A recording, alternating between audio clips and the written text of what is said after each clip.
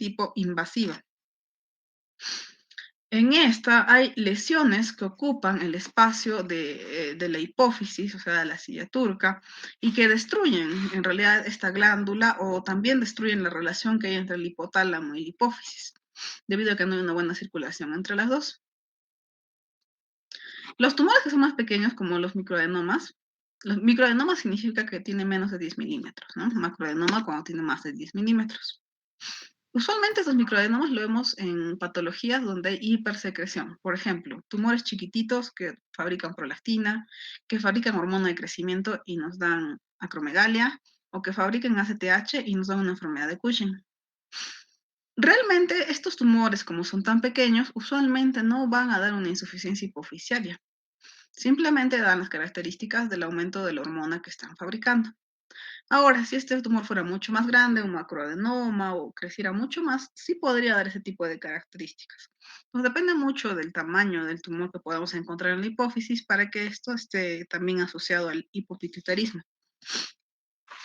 Otra causa es lo que es infarto.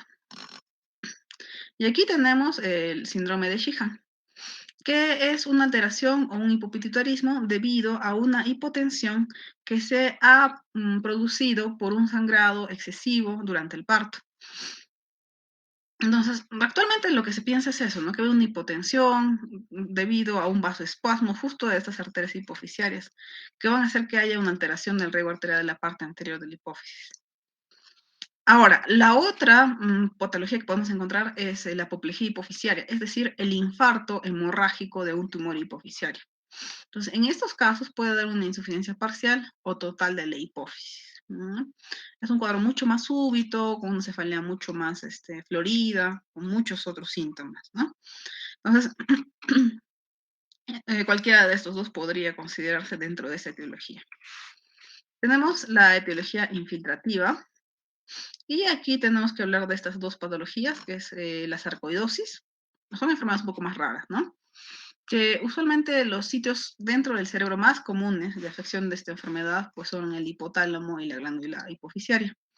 La hemocromatosis, en particular lo que va a manifestar el paciente pues es un hipogonadismo, o sea, hay una disminución de la LH, FSH, debido a la patología, ¿no? A esta infiltración de la hipófisis.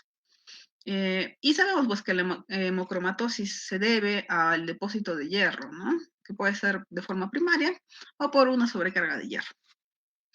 La siguiente etiología sería lesión, y en esto podría ser un TEC, un traumatismo encefalocraniano grave, que puede causar cierta insuficiencia de la parte anterior de la hipófisis.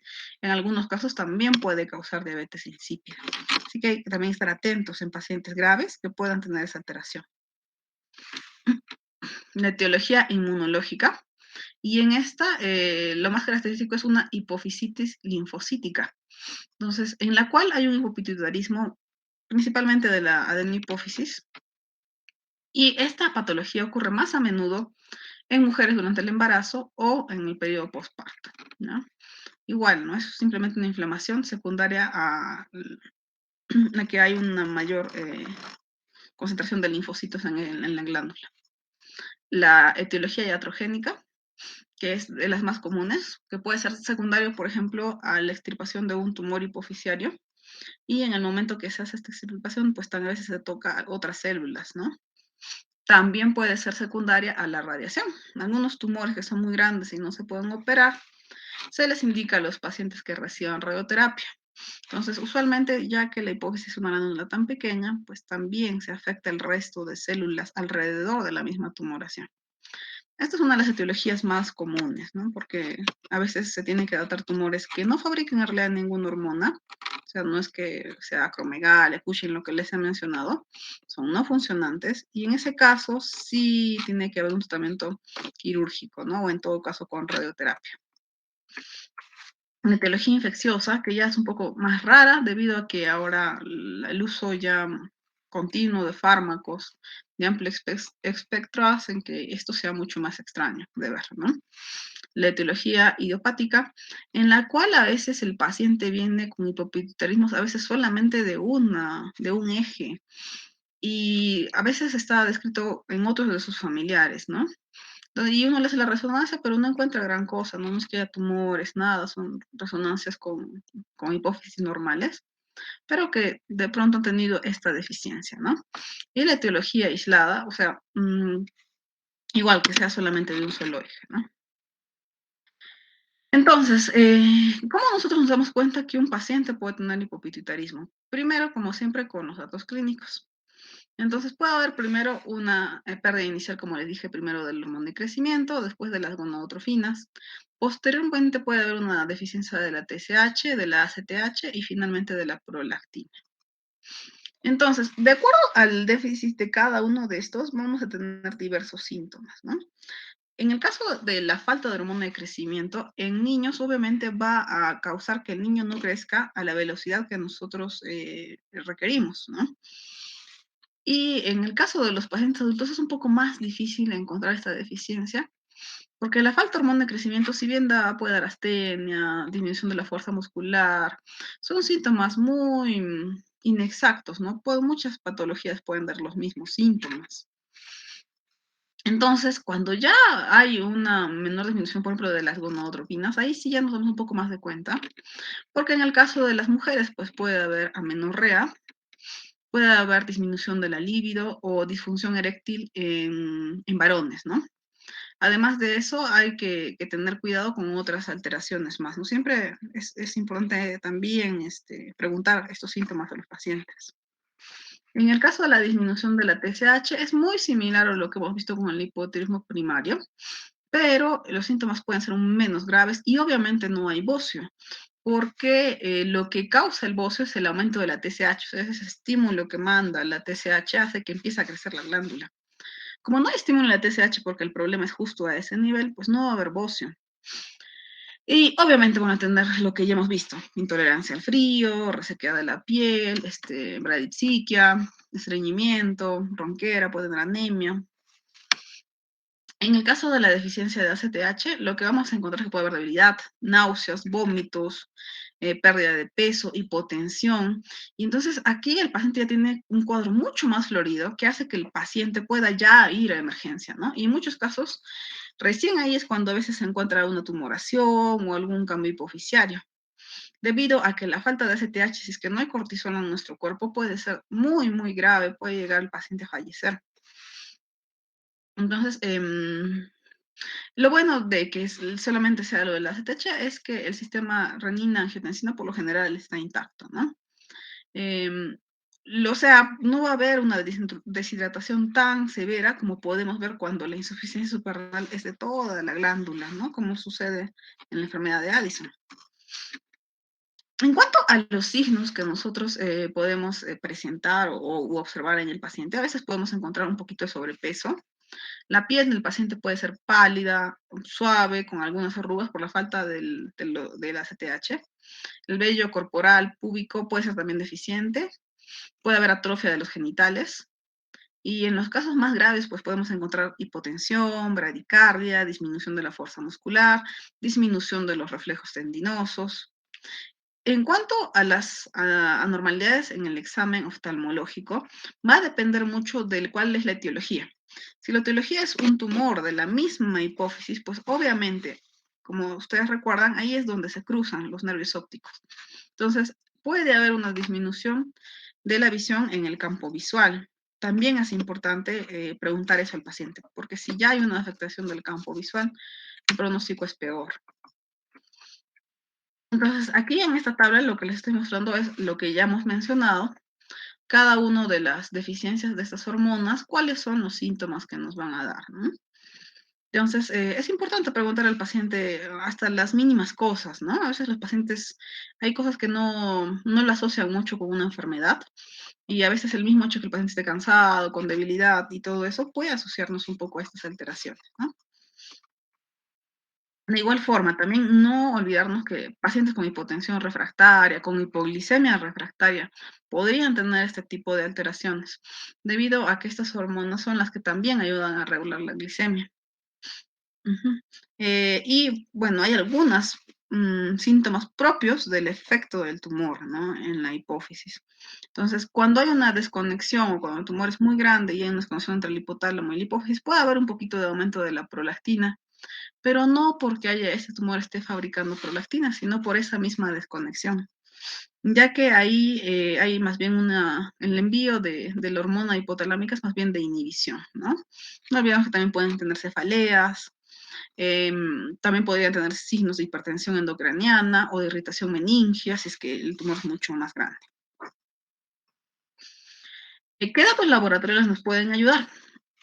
Bueno, para el caso de este hipopituitarismo pueden ser varios los exámenes que nos darían una idea, pero no son patognomónicos.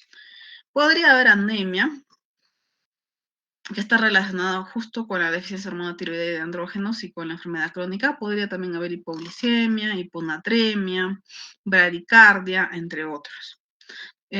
Usualmente no hay hiperpotasemia, y eso es importante que nos acordemos. ¿Por qué? Porque la hiperpotasemia más bien está relacionada con la insuficiencia suprarrenal primaria. O sea, cuando lo que no trabajo es la misma glándula suprarrenal. En cambio, en este caso, lo que no está trabajando es arriba, en la hipófisis.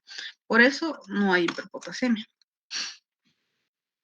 El diagnóstico, entonces, tiene que ver mucho con cada uno de los ejes que les he mencionado. En el caso de la insuficiencia suprarrenal central, o sea, la falta de ACTH, lo que podemos ayudarnos, que nos va a indicar que falta este eje, es medir el cortisol entre las 8 y las 9 de la mañana, ¿no? Entonces, si nosotros vemos este nivel de cortisol y está bajo, pues ya nos está indicando que el eje está dañado. Pero para mejorar un poco más los estudios, lo que también se puede hacer es hacer pruebas de estimulación, como la hipoglicemia insulínica o la prueba de estímulo con 250 microgramos de 1,24 ACTH. Pero esto más que todo sucede si es que estamos en un rango algo dudoso, ¿no? Lo normal es que si hay una insuficiencia suprarrenal, este valor de cortisol salga a menos de 3. Y entre 3 y 18 estamos en una situación de duda, ¿no? Entonces, el problema, por ejemplo, en nuestro hospital, donde yo trabajo, en nuestra región, es que no tenemos estas pruebas. Bueno, en realidad tampoco se pueden hacer en Lima, ¿no? Entonces, lo único que tenemos que hacer es tratar de ver otros exámenes, la clínica del paciente, para más o menos ver si este paciente tiene ese insuficiencia suprarrenal secundario central. En el caso del hipotiroidismo central o secundario, ya hemos visto cómo se hace el diagnóstico, ¿no? Entonces tenemos el valor de TSH y el de T4 libre. Usualmente, ¿qué es lo que sucede? Tenemos una T4 libre baja, junto con una TSH baja, o podría estar normal. Y eso hay que tener cuidado, porque si la T4 libre está alta y tenemos una TSH normal, sería extraño. Tiene que haber siempre una ligera respuesta de eso. A veces también podría estar ligeramente elevada, pero nunca va a ser pues unos niveles mucho más altos que cuando tenemos un hipotiroidismo primario.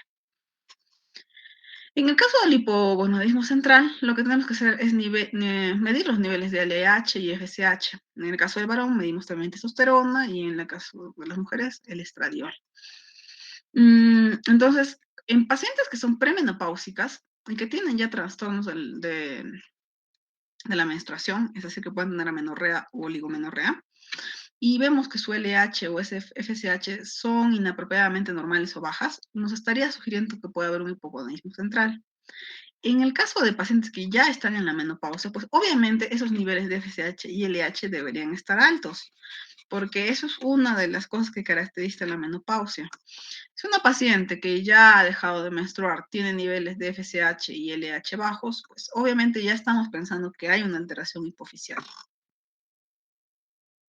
En el caso de la hormona de crecimiento, ya es una hormona un poco más complicada de dosar, o sea, con una sola medición, por lo cual nosotros nos guiamos de otras hormonas, como puede ser el IGF-1, pero que igual un examen normal tampoco excluye que haya un déficit de hormona. Así que también vamos por pruebas funcionales, como la hipoglicemia insulínica, la prueba de estímulo con glucagón o la prueba de estímulo con otras hormonas, ¿no?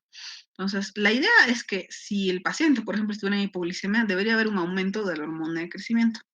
Pero los pacientes que tienen este déficit no elevan su hormona durante el estudio. Entonces ahí también sospechamos que hay un déficit de GH.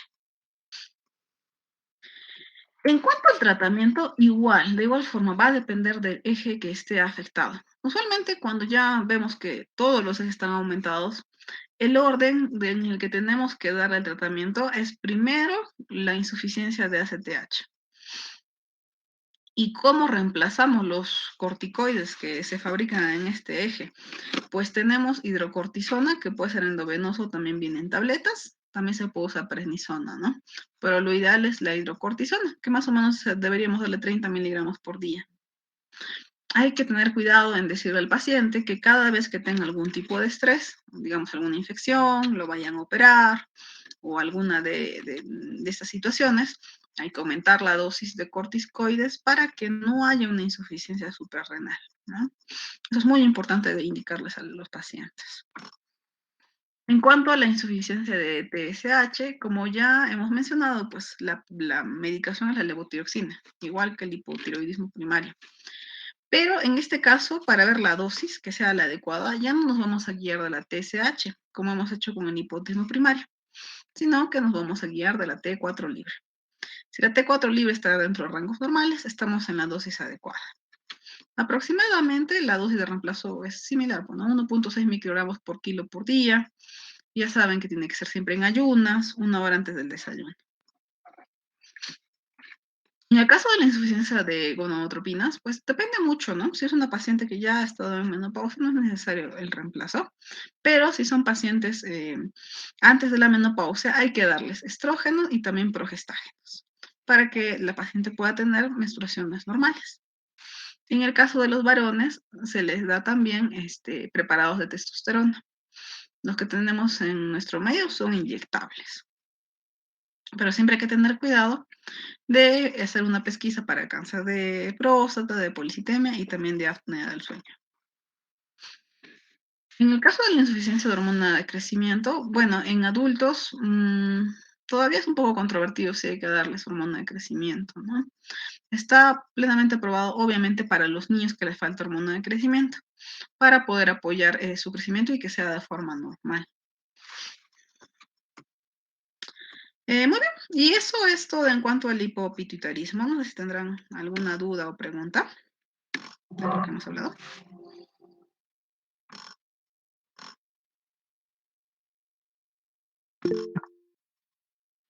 Sí, Joaquín.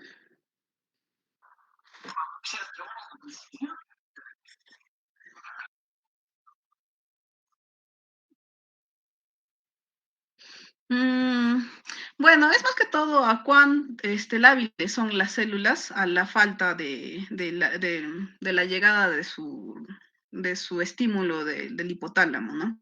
Algunas de estas células son más lábiles que otras. Por eso más que todo es así, más o menos cómo se da la deficiencia de los ejes. Ujú.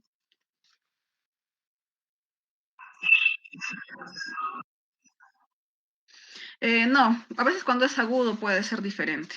Pero la verdad que hace tiempo que no revisé la bibliografía de agudo, he estado tratando de buscarlo en día, no recuerdo bien cómo son los ejes. Pero lo pueden buscar. Eso más que todo es cuando ya es una afectación un poco más crónica, más larvada. Ujú. Ok. Edwin, Sí, doctora, buenas noches. vamos. Sí, con respecto a la progresión de la enfermedad, entonces nos damos cuenta que